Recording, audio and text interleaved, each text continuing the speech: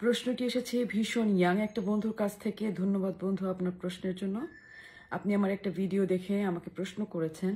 আমরা যেভাবে চিন্তা করি, আমরা যেভাবে ভেতরে একটা জিনিসকে পর্যালোচনা করি, আমাদের বিহেভ তেমন হয়ে যায়, আমাদের কথাবার্তা তেমন হয়ে যায়, কারণ সেই জিনিসগুলো আমরা প্র্যাকটিস করতে থাকি, বিশ্বাস করতে থাকি। তো আপনি প্রশ্ন করেছেন এই থিঙ্কিং মাসলটা আমাদের কিভাবে ভালো করা যেতে পারে, বা থিঙ্কিং মাসলটা ভালো নাকি মন্দ, রাইট?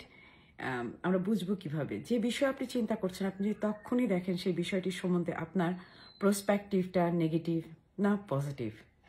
আমরা যে কোনো কাজ শুরু করবার আগে ও বিষয়ে পজিটিভও ভাবি, নেগেটিভও ভাবি, বা কোনো একটি ব্যক্তিকে ভালো লাগার আগে তার পজিটিভও ভাবি, নেগেটিভও ভাবি।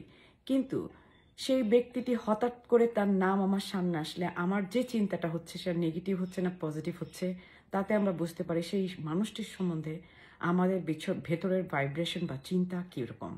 আমরা যখন সেই চিন্তার প্যাটার্নগুলো পজিটিভ করতে পারি, কোনো নেগেটিভ জিনিস ভেতরে আসতে যেন যদি আমরা বন্ধ করে পজিটিভগুলো দেখতে পারি, পজিটিভগুলো ভেতরে ইমব্রেস করতে পারি, আমাদের থিঙ্কিং মাসল শক্তিশালী হয়।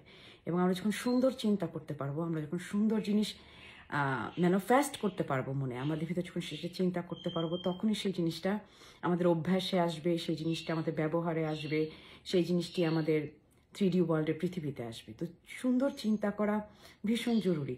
এবং নামটা ভালো লেগেছে, থিঙ্কিং মাসল। অনেক অনেক ধন্যবাদ বন্ধু আপনাকে। আপনাদের এমন প্রশ্নের জন্য সবসময় মুগ্ধ হই। দেখা হবে কখনো না কখনো। আপনাদের বন্ধু দিনা।